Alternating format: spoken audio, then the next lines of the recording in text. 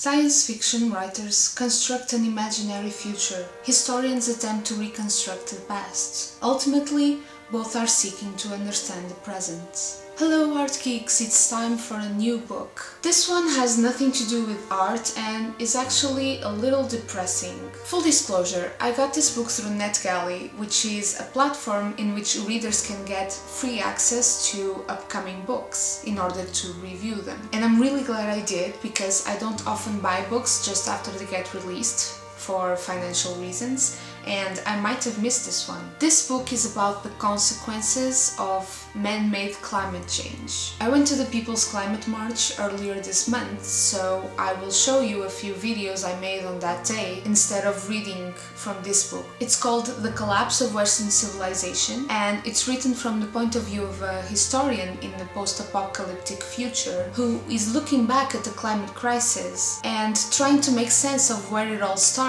and why our civilization did nothing to stop it. The authors of this book are both scientists, and they decided to write a fictionalized account of the climate change because they thought it would be more efficient in getting the point across. And I think they were right. It's one thing to read about the cold, hard facts. It's an entirely different thing to read about the social, political, and human effects of those facts, especially when you're reading about the consequences as if they had already happened. And it is scary. Rising sea levels and entire cities underwater, forcing people to migrate, increased temperatures making certain parts of the planet uninhabitable, leading to more forced migration, horrible droughts, unprecedented flooding, and perhaps scarier of all, massive famine and loss of drinkable water. From that you get social upheavals, mass extinctions of animal and plant species, not to mention the spread of diseases and the collapsing economy.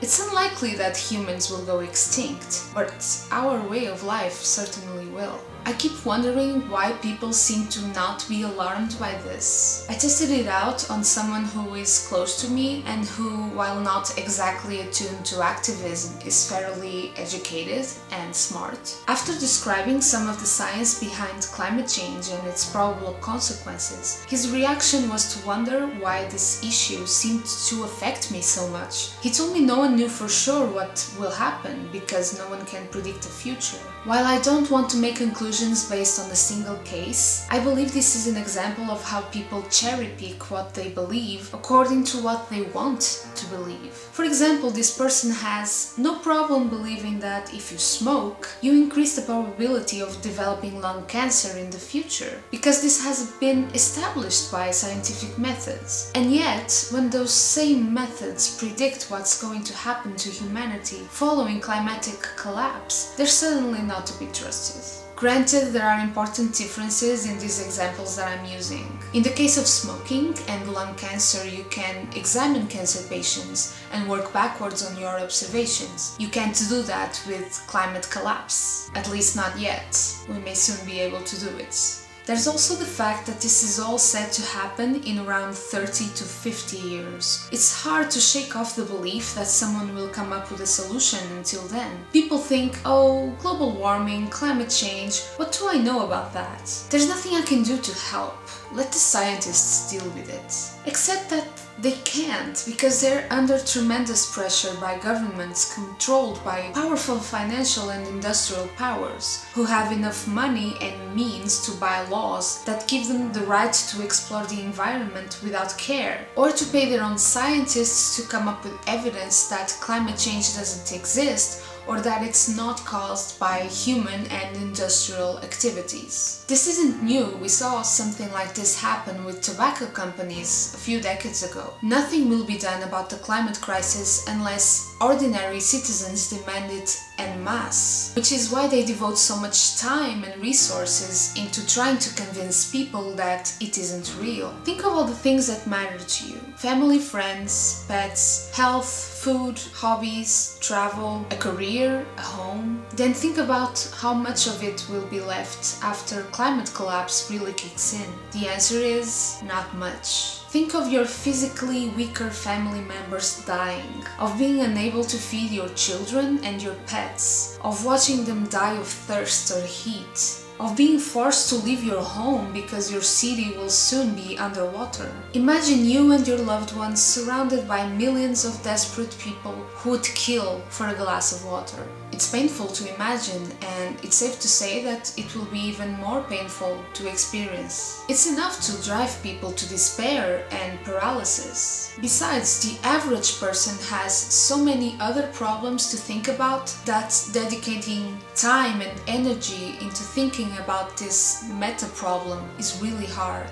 The authors actually say in an interview at the end of the book that this book is hopeful because we have every reason to believe that human beings, one way or another, are going to survive this. There just won't be many of us and life will be hell, but yeah, hopeful. The thing that stops me from giving this book 5 stars is that war is not mentioned as an outcome. You do have violence between populations and their governments, but there's nothing about nations waging war against each other. In fact, the book says that neighboring countries will collaborate to form a central government to make it easier to control the populations. I personally think this is a very optimistic view. History has shown us that in general, the first things that countries do when they feel threatened by circumstances is to invade other countries in order to get a hold of their resources. If populations need to travel north because of weather changes, I'm pretty sure some nations will use the considerable firepower they have amassed over the years in order to ensure that they will be in control of those northern regions. So, what to do? Oddly enough, this book is not a call to arms. The author's intent was to inform and then let the reader decide what to do with this information. So I'm going to do the same and leave you with a photo that we took at the end of the march. And if you care, find a way to make the difference, even if it is a tiny one. Thanks for watching. See you next week.